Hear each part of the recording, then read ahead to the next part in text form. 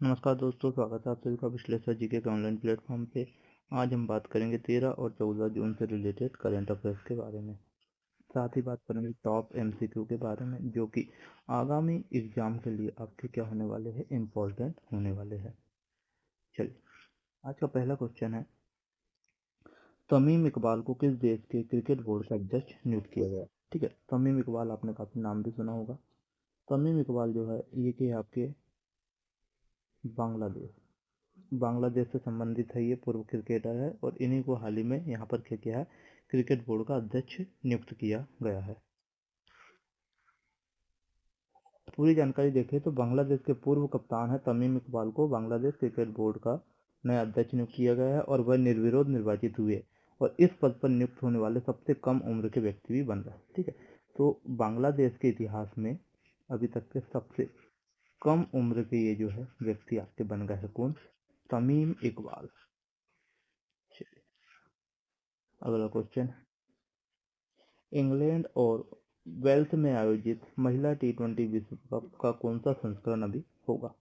ठीक है, तो अभी होने वाला 10वां संस्करण, आपका सी आंसर सही हो जाएगा।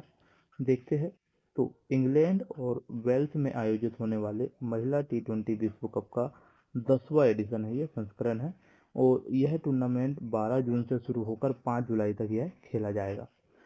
जिसमें पहली बार 12 टीमें हिस्सा ले रही है और इसके मुकाबले 7 अलग अलग मैदानों पर ये मुकाबले खेले जाएंगे और इसका फाइनल 5 जुलाई को ऐतिहासिक लॉर्ड क्रिकेट ग्राउंड में किया जाएगा। ठीक है, तो इसकी जो भी अपडेट अभी आएगी, मतलब 5 जुलाई को ही इसकी अपन क्या है, टोटल अपडेट देखेंगे। अगला क्वेश्चन है, 114वें अंतर्राष्ट्रीय श्रम सम्मेलन का आयोजन कहाँ किया गया? बीच में ये देखिए आपके ये जिनेवा। तो क्योंकि जिनेवा में ही आपका क्या है, इसका हेडक्वार्टर है।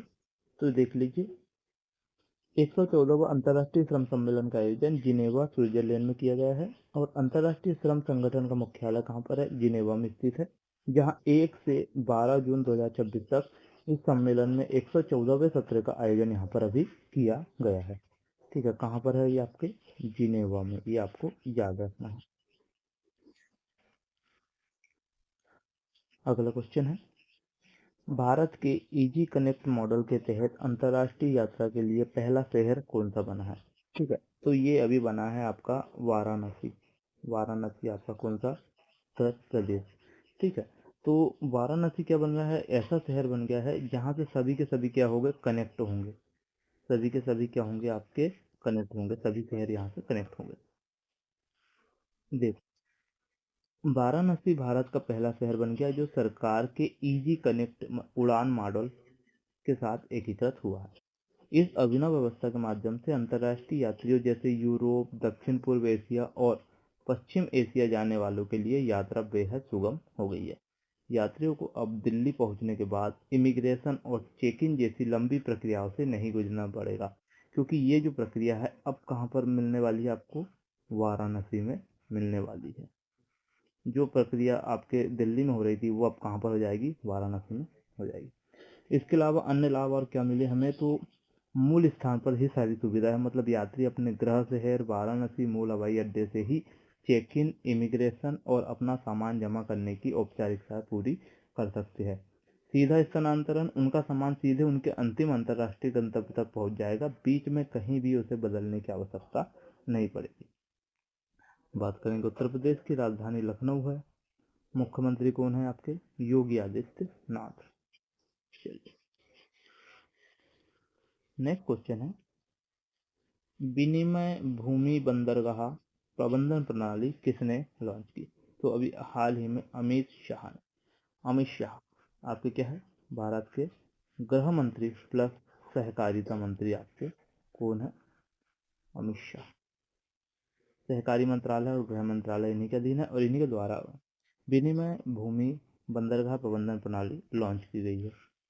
अब देखें इसको, तो केंद्रीय गृह मंत्री है आपके अमित शाह ने सीमा व्यापार को बढ़ावा देने, संचालन में तेजी लाने के और सीमावर्ती क्षेत्रों में बुनियादी ढांचे को मजबूत करने के लिए विनिमय नामक digital land port management system launch किया है।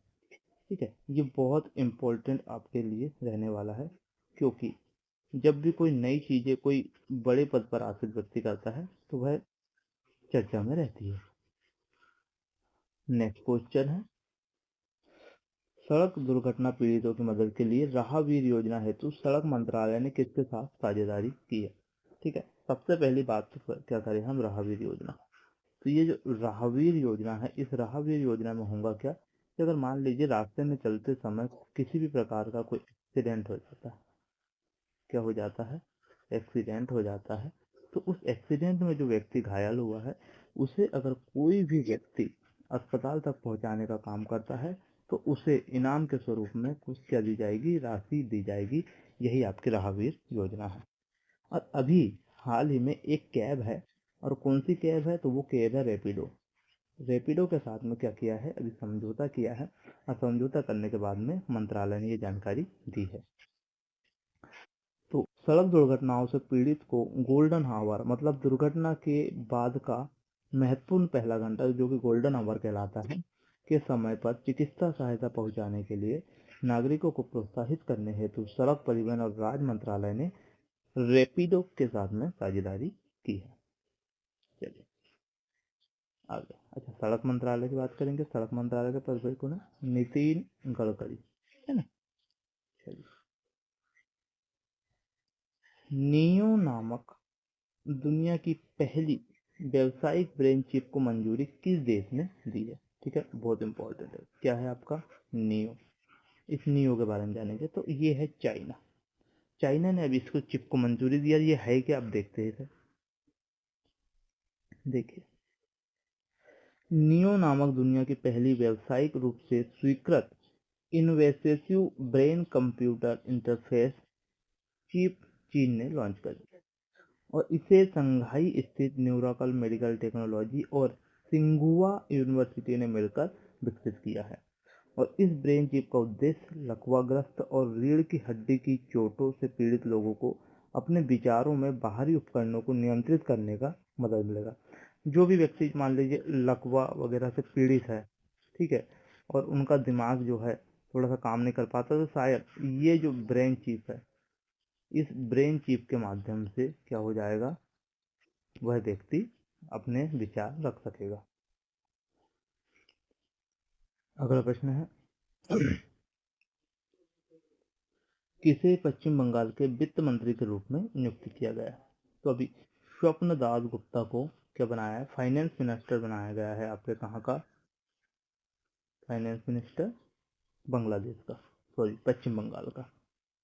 चलिए, जून 2026 में पश्चिम बंगाल के नवनिर्वाचित मंत्रिमंडल के विभागों के बंटवारे में वरिष्ठ भाजपा नेता और पूर्व राज्यसभा से सांसद है स्वप्न दास गुप्ता को राज्य का वित्त मंत्री नियुक्त किया गया है, और उन्होंने आधिकारिक रूप से कार्यभार भी संभाल लिया है। चलो बात करेंगे वेस्ट बंगाल की। तो वेस्ट बंगाल के सीएम कौन बने हैं, शुभेंदु अधिकारी। कौन बने हैं, शुभेंदु अधिकारी। ठीक है, इसी के साथ में बात करेंगे तो यहाँ पर क्या लागू करने वाले हैं, ये यूसीसी भी लागू करने, इसके लिए पूरा खाका इन्होंने क्या किया है, तैयार कर रखा है। अगला प्रश्न है, भारतीय रक्षा मंत्रालय ने भारतीय नौसेना के 20 उन्नत क्षमता वाले जीएनएसएस जेमर खरीदने हेतु एकॉर्ड सॉफ्टवेयर एवं सिस्टम प्राइवेट लिमिटेड के साथ कितने करोड़ का अनुबंध किया है? ठीक है, तो आपका जो रक्षा मंत्रालय का मंत्री कौन है, राजनाथ सिंह। इनके द्वारा क्या किया है, 20 जो है उन्नत क्षमता वाले जेमर खरीदना है, उसके लिए इन्होंने एक बजट लिखाया है, और वो है 449 ठीक है।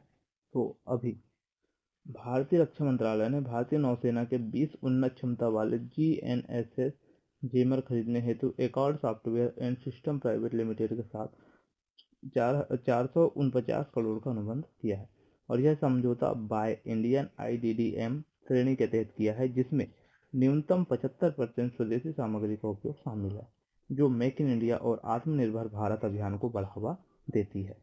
ठीक है, तो ये आपको याद रखना है। ये क्वेश्चन कहाँ से है, डिफेंस से रिलेटेड है, और किससे है, बजट से है, तो आपको ये याद रखना है। एक और क्वेश्चन है, वित्तीय वर्ष 2025-26 के दौरान भारत को श्रमिकों के प्रेषण के रूप में कितनी राशि प्राप्त हुई है। ठीक है, तो अभी हाल ही में हमें 110 करोड़, कितना, 110 करोड़, 110.47 करोड़। ठीक है, ये आपको इतनी राशि यहाँ पर मिली है। और यह आंकड़ा जो है वित्तीय वर्ष जो है 2024-25 में 87.55 अरब डॉलर की तुलना में 26% अधिक था और पहली बार श्रमिकों का प्रेषण 100 अरब डॉलर के पार गया है। ठीक है, तो ये हमारे भारत के लिए क्या है, एक बहुत ही खास उपलब्धि मानी जा सकती है। अगला है, भारत और दक्षिण अफ्रीका के वैज्ञानिकों ने नीले हरे शैवाल में कौन सा प्रोटीन खोजा है जो एचआईवी के खिलाफ प्रभावी है।